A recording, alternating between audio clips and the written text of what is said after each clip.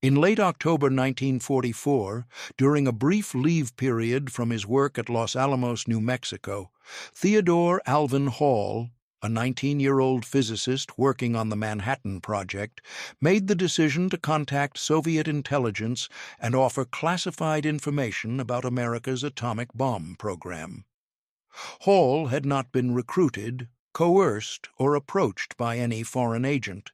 He made the decision independently, motivated by political convictions and a belief that preventing an American nuclear monopoly would serve the cause of peace.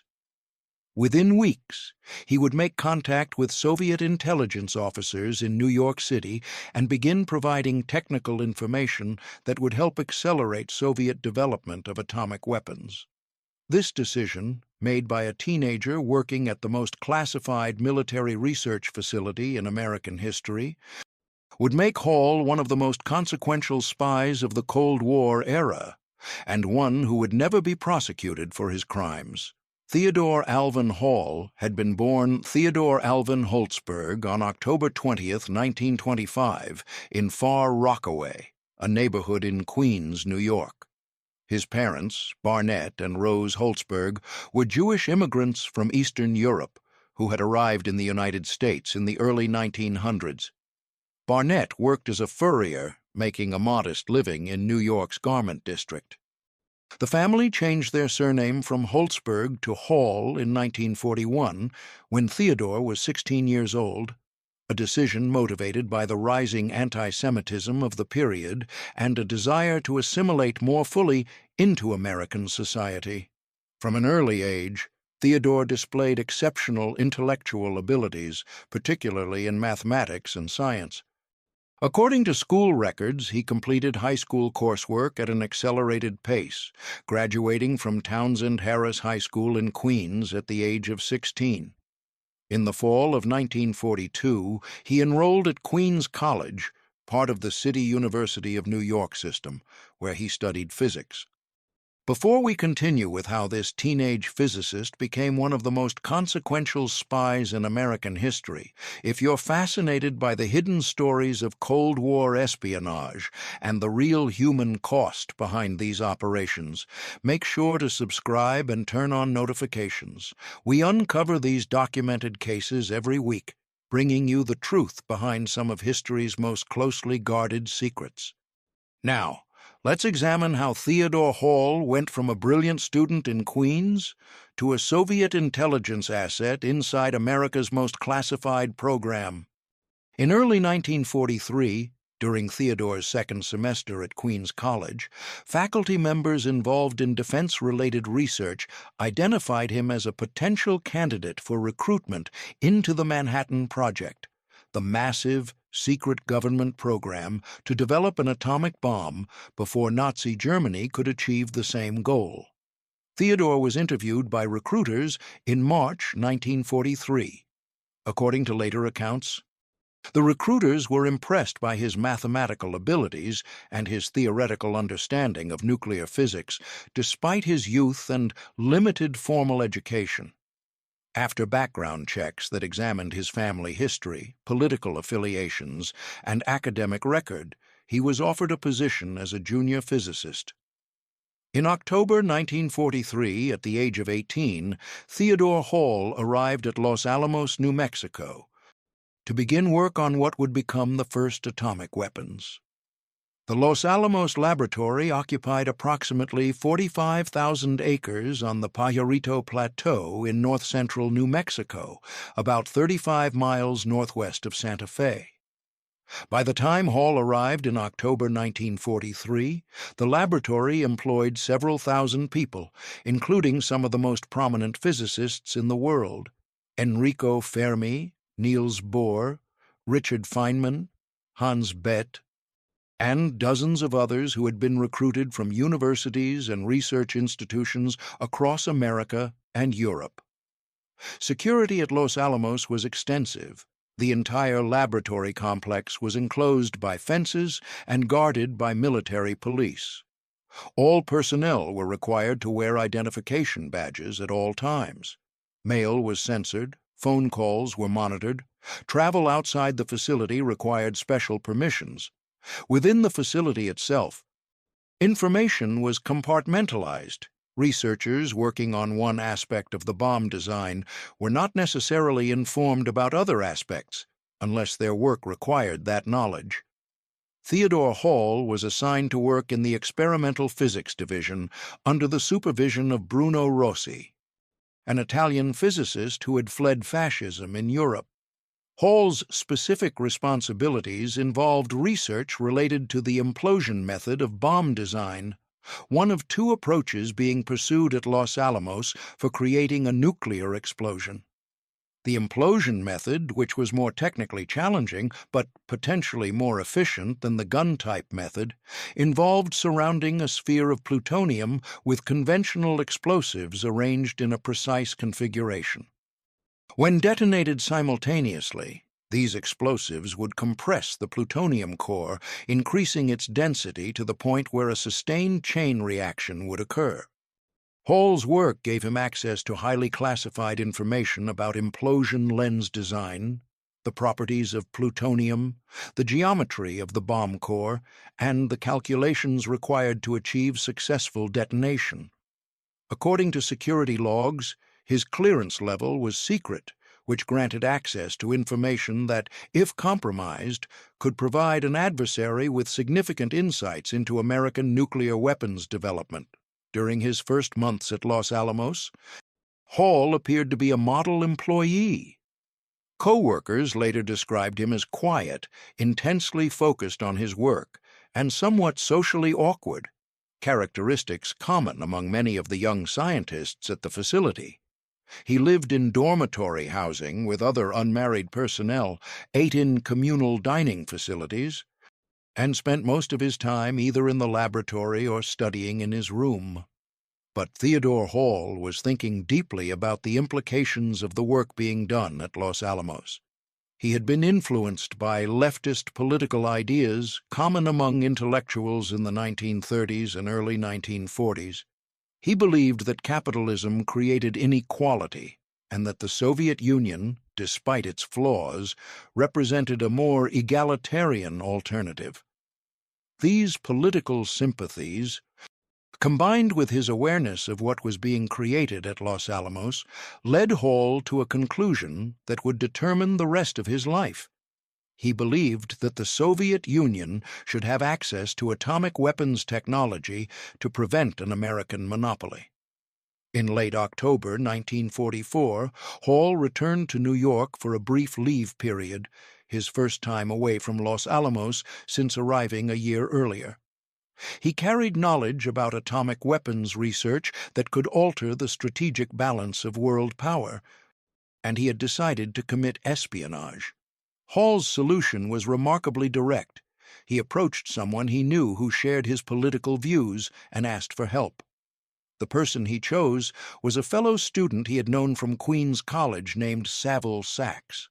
Sax, also 19 years old, came from a politically progressive family and had expressed sympathy for socialist ideas in conversations with Hall before Hall had left for Los Alamos.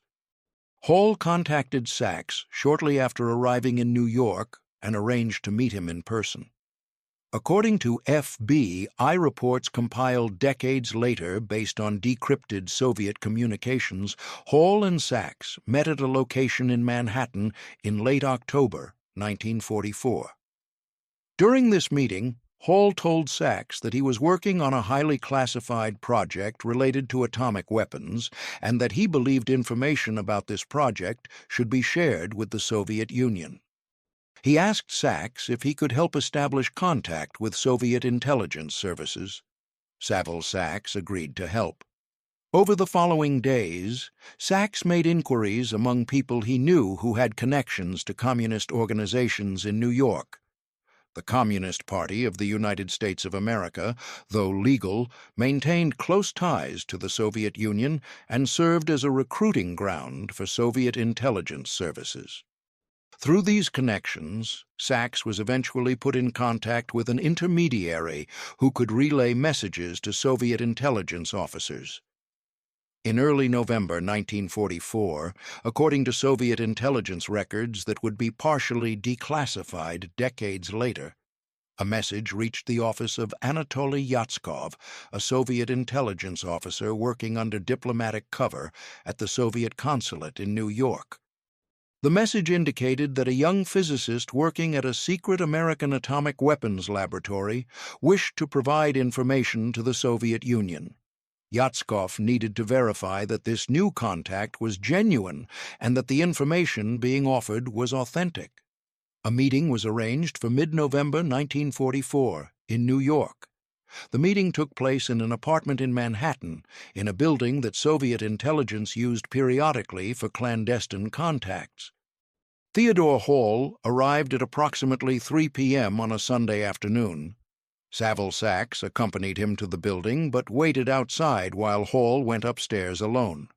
According to Soviet intelligence reports, Hall met with Anatoly Yatskov, who was using the cover name Alexei, and presented himself as a Soviet diplomat interested in scientific cooperation.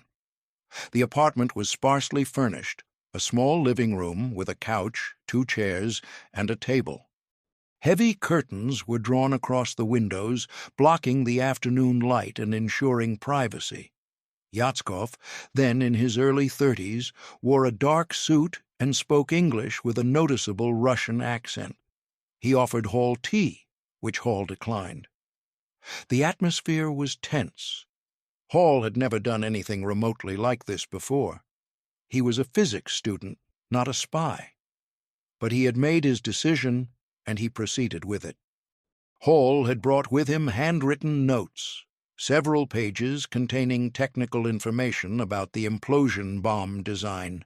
The notes included diagrams of the explosive lens configuration, calculations regarding plutonium compression, and details about the detonation mechanism. He had prepared these notes from memory after leaving Los Alamos, reconstructing classified information he had access to in his work. He spread the pages on the table and explained them to Yatskov, using technical language and mathematical notation to describe how the implosion method worked. Yatskov, though not a physicist himself, recognized immediately that the material Hall provided was extraordinarily valuable. The level of technical detail, the specific nature of the calculations, and the clarity of the diagrams all suggested that Hall had direct access to the core of the American atomic weapons program. The meeting lasted approximately 90 minutes. Yatskov asked questions about Hall's work, his access to information, and his ability to provide additional material.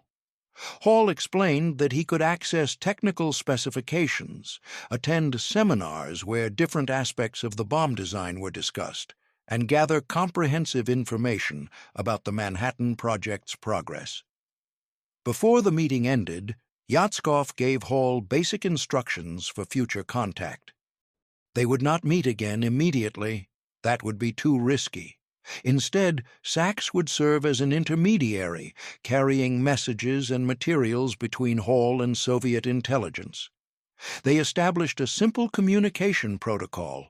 When Hall had information to pass, he would contact Sax, who would arrange for the material to be delivered to Soviet handlers. After the meeting, Yatskov sent an urgent cable to Moscow, describing the contact and requesting guidance on how to proceed. The response from Moscow was swift and unambiguous. Hall was to be cultivated as a source, his information was to be gathered systematically, and every precaution was to be taken to protect his identity and ensure his continued access. Hall was assigned the code name MLAD, Russian for young or youth, a reference to his age. Over the following months, between November 1944 and early 1945, Hall made several additional trips to New York during leave periods from Los Alamos. During these visits, he prepared materials for Soviet intelligence, handwritten notes, technical diagrams, and detailed explanations of various aspects of the Manhattan Project. Saville Sax served as the courier, meeting with Hall to collect the materials and then delivering them to Soviet handlers at prearranged locations in New York City. According to Soviet intelligence reports, exchanges between Sax and Soviet handlers occurred at various locations in Manhattan. In one documented instance from January 1945, Sax met his Soviet contact at a subway station during the evening rush hour. The platform was crowded with commuters, which provided cover for the exchange. A Soviet intelligence officer approached Sax with a prearranged recognition signal. When a train arrived, they boarded the same car, but did not sit together. At the next stop, Sax left a folded newspaper on his seat and exited the train. The Soviet officer remained on the train and retrieved the newspaper after Sax had departed. Inside the folded newspaper was an envelope containing Hall's latest technical notes about plutonium metallurgy and the challenges of achieving uniform compression in the implosion design. The information Hall provided was not limited to his own narrow area of research. He actively sought out information from colleagues, attended seminars where other aspects of the bomb design were discussed, and pieced together a comprehensive picture of the entire Manhattan Project that he then passed to Soviet intelligence. He did this at tremendous personal risk. Discovery would have meant arrest, prosecution for espionage during wartime, and severe punishment, potentially including life imprisonment. Hall's espionage was made possible by several factors. First, despite the compartmentalization of information at Los Alamos, the scientific culture encouraged discussion and collaboration among researchers. Scientists regularly shared information and insights across different areas of the project in ways that formal security protocols did not anticipate. Second, Hall was young and appeared innocuous. He did not fit the profile of a spy that security personnel were watching for. Third, Hall was careful. He did not attempt to remove classified documents from the facility. Instead, he memorized information or made handwritten notes based on his memory after leaving the secure areas. Hall was not the only Soviet source within the Manhattan Project. Soviet intelligence had successfully recruited or was in contact with several other individuals who had access to different aspects of the atomic weapons program. Klaus Fuchs, a German-born physicist working at Los Alamos, was providing information to Soviet intelligence through a different network. David Greenglass, a machinist working at Los Alamos, was providing information through his connection to Julius and Ethel Rosenberg. The Soviet intelligence operation targeting the Manhattan Project was extensive, sophisticated, and remarkably successful.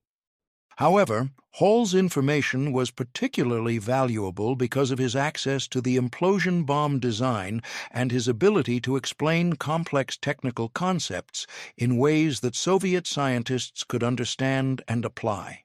On July 16, 1945, the United States conducted the Trinity test in the New Mexico desert, the first detonation of an atomic weapon in history.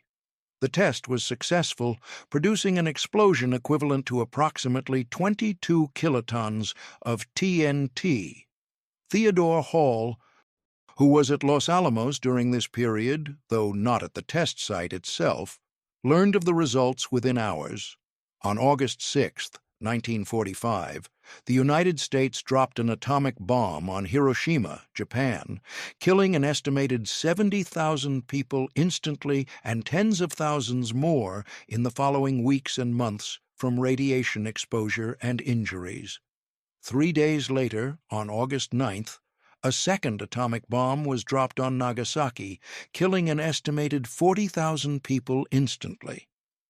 On August 15th, Japan announced its surrender, effectively ending World War II. The use of atomic weapons against Japanese cities deepened Hall's conviction that what he had done was necessary.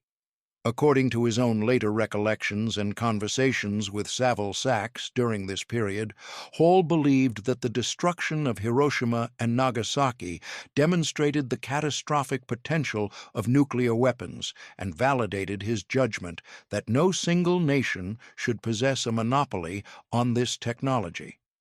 He expressed the view that American possession of atomic weapons without Soviet counterbalance would lead to American military aggression and, potentially, to the use of nuclear weapons against the Soviet Union or other adversaries. He believed that providing the Soviet Union with the technical knowledge to develop their own atomic weapons would create a balance of power that would discourage the use of nuclear weapons by either side. This belief, whether accurate or mistaken, sustained him through the next 50 years of his life. After the war ended, Hall remained at Los Alamos for several more months, continuing his research work. In early 1946, he left Los Alamos and returned to the University of Chicago to continue his graduate studies in physics. His departure from Los Alamos was routine and raised no suspicions. At the University of Chicago, Hall pursued a doctorate in physics, studying under Enrico Fermi, one of the leading physicists of the era. According to university records, Hall was an excellent student, completing his coursework efficiently and producing high-quality research.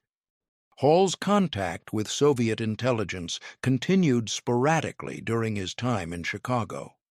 According to decrypted Soviet communications that would be released decades later as part of the Venona project, Hall met with Soviet intelligence officers in Chicago on at least 2 occasions in 1946 and 1947.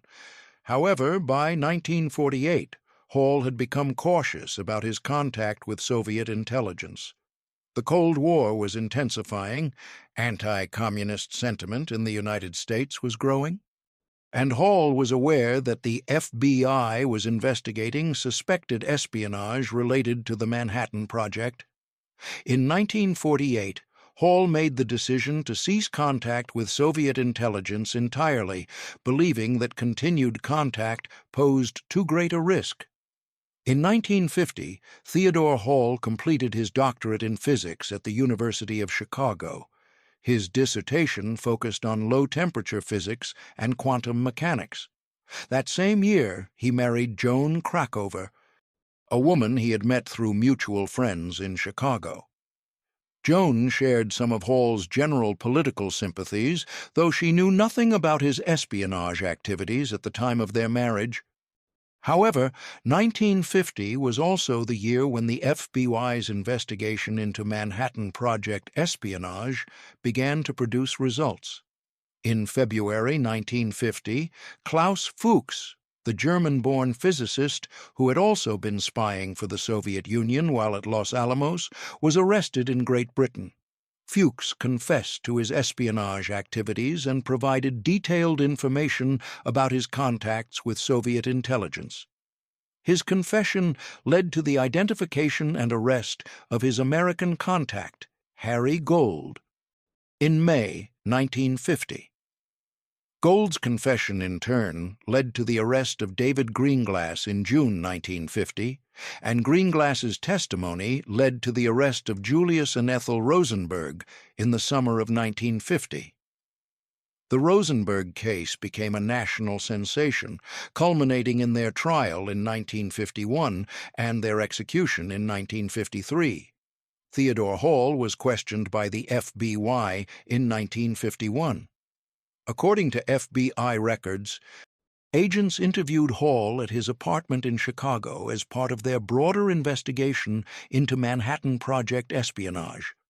The FBI had received fragmentary information from the Venona decrypts suggesting that someone codenamed MLAD had provided information to Soviet intelligence, but they had not yet definitively identified Hall as that source.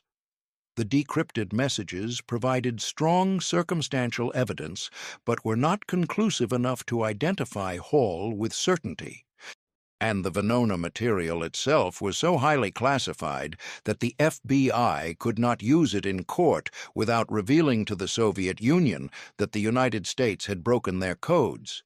During the interview, which lasted approximately 2 hours, FBI agents asked Hall about his work at Los Alamos, his political beliefs, his associations with individuals known to have communist sympathies, and whether he had ever been approached by anyone seeking classified information. Hall denied any involvement in espionage. He acknowledged his work at Los Alamos and his current research at the University of Chicago. He admitted to having progressive political views, but denied membership in the Communist Party or any other organization. He stated that he had never been approached by foreign agents and had never provided classified information to anyone unauthorized to receive it.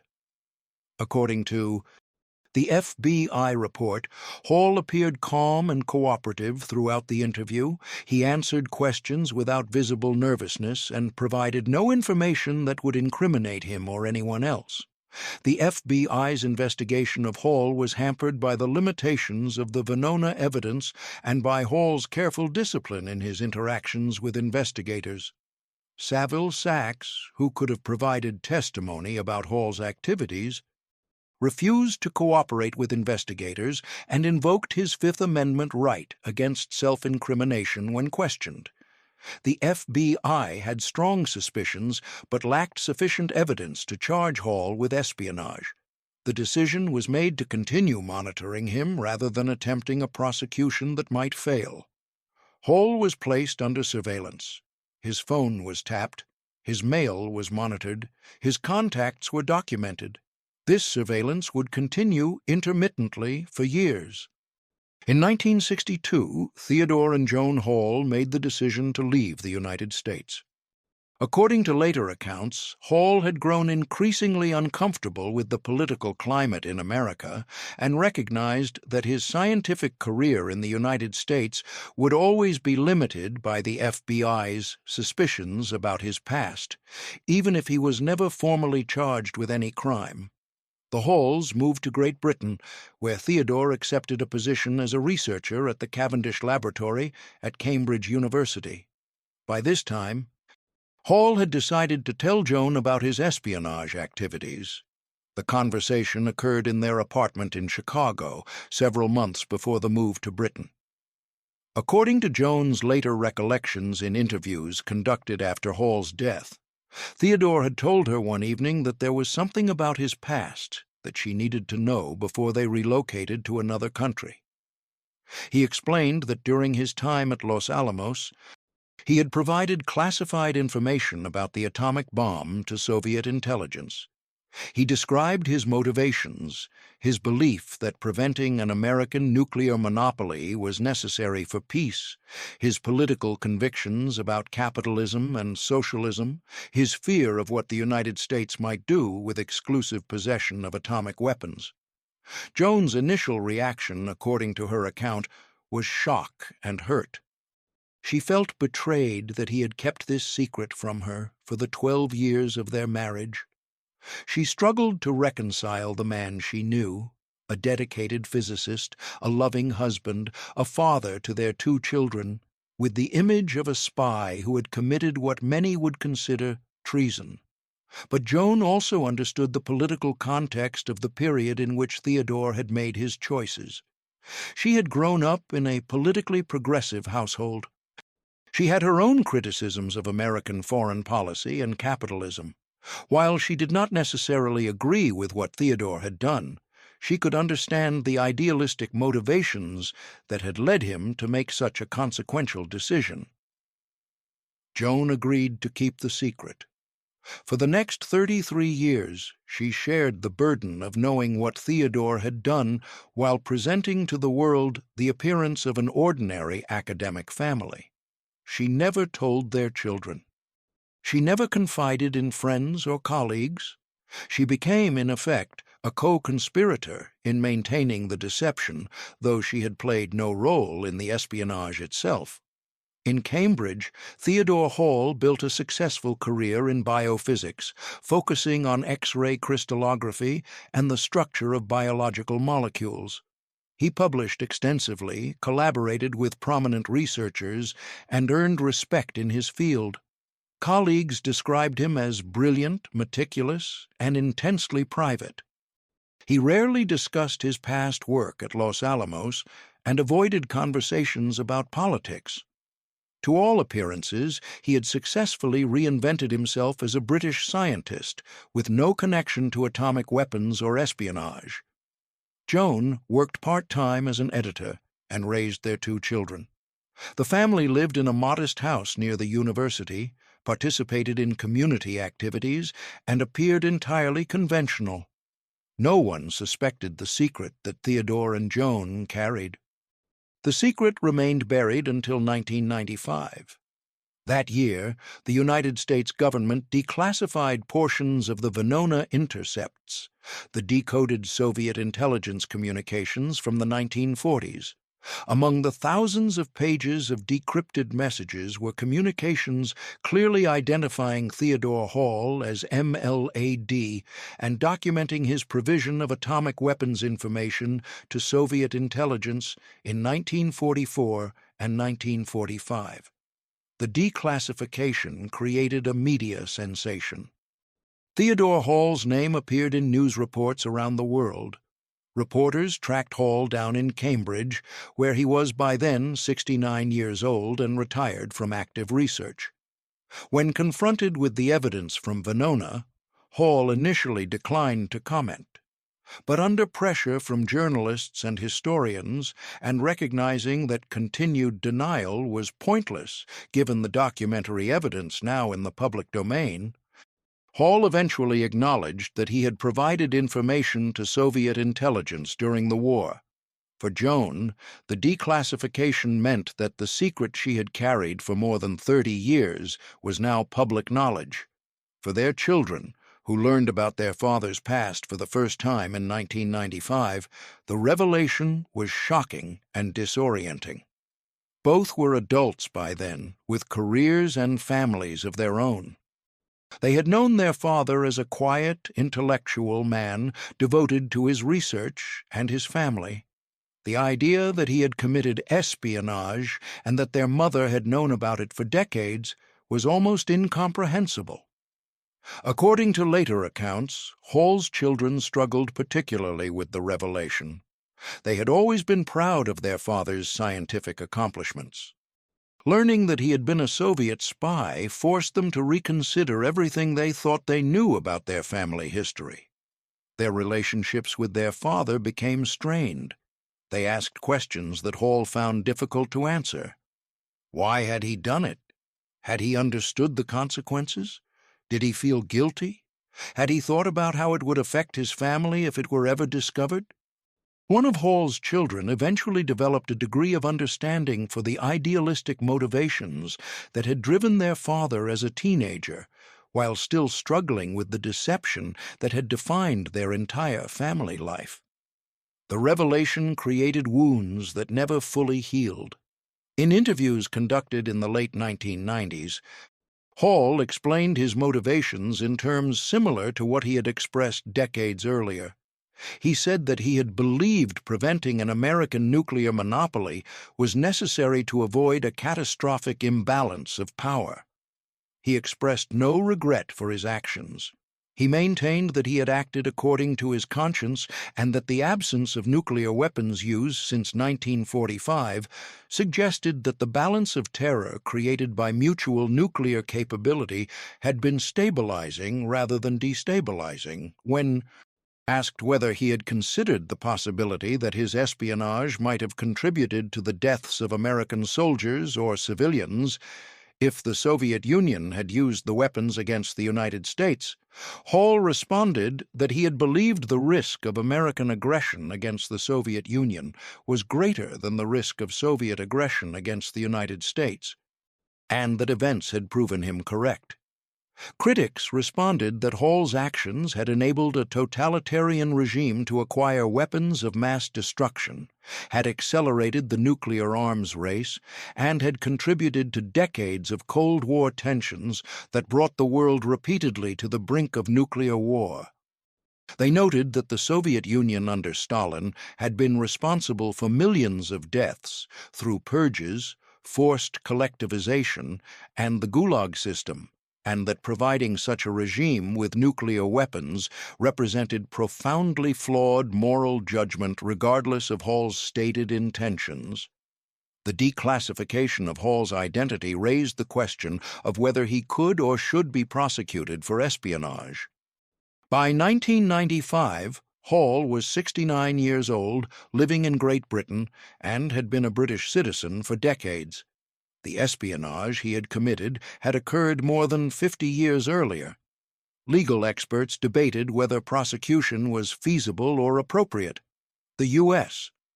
Department of Justice ultimately decided not to pursue prosecution, partly because of legal difficulties related to Hall's British citizenship and residence, and partly because the primary evidence, the Venona decrypts, had been obtained through signals intelligence methods that the government remained reluctant to expose in open court.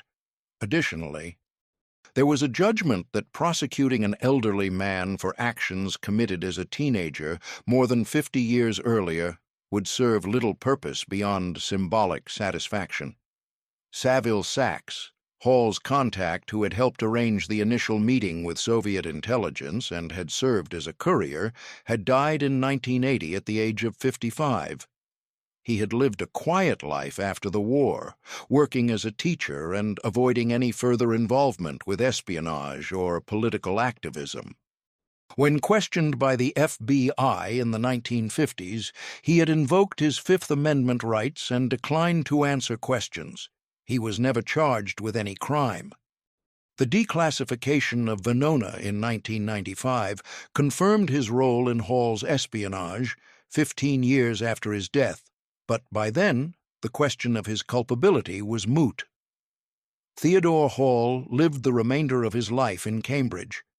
He gave occasional interviews to historians and journalists in which he remained unapologetic about his decision to commit espionage. He died on November 1, 1999, in Cambridge, at the age of 74. His obituaries in major newspapers described him as a brilliant physicist who had committed espionage as a teenager, with assessments of his legacy varying widely, depending on the political perspective of the publication. Joan Hall survived her husband by several years, continuing to give occasional interviews about their life together and the burden of the secret they had shared. She spoke about the complexity of loving someone who had kept such a profound secret for so long and then shared it with her while asking her to carry the burden as well.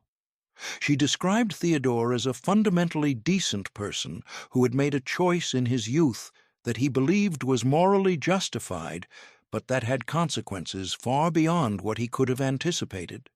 She noted that both of them had lived with the weight of that choice for decades, and that the burden had shaped their marriage and their family in ways their children could never fully understand. The question of how much damage Theodore Hall's espionage actually caused to American national security remains debated among historians and intelligence analysts. Soviet documents declassified after the Cold War ended confirm that information from Hall and other Manhattan Project sources was used by Soviet scientists working on their own atomic bomb project. The Soviet Union successfully tested its first atomic bomb on August 29, 1949, years earlier than American intelligence had predicted.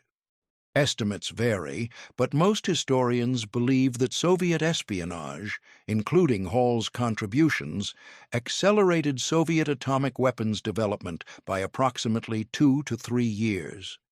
Whether those years mattered strategically, whether they affected specific Cold War crises or policy decisions, is impossible to determine with certainty.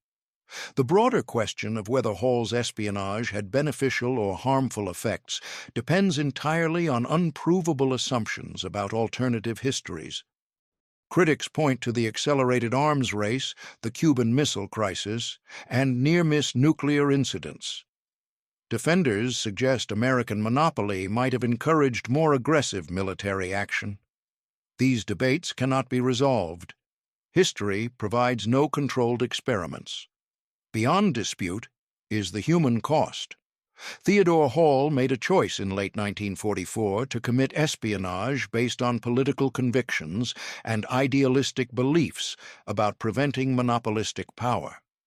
He then lived for 55 years with that choice, keeping it secret from almost everyone in his life for decades, sharing it finally with his wife, while asking her to carry the burden as well, and defending it publicly only in the last 4 years of his life after it was exposed through declassified documents. Joan Hall spent more than 30 years knowing what her husband had done and keeping that knowledge secret, protecting him and their family from exposure while living with the awareness that discovery could destroy everything they had built. Their children grew up not knowing the truth about their father's past and learned it as adults from news reports rather than from their parents, forcing them to reconcile their understanding of their father with a reality they had never suspected. Theodore Hall walked into an apartment in Manhattan in late 1944 and offered atomic secrets to Soviet intelligence.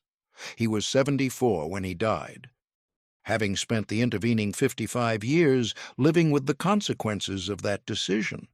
Whether that decision was heroic or treasonous, whether it promoted peace or enabled tyranny, whether it demonstrated moral courage or moral blindness, these questions remain contested and perhaps unanswerable. Beyond question is that one young man's choice shaped the trajectory of his entire life, affected everyone close to him in ways both visible and hidden, and contributed to historical events whose consequences extended far beyond anything he could have imagined or controlled when he made that choice as a young physicist who believed he understood what the world needed.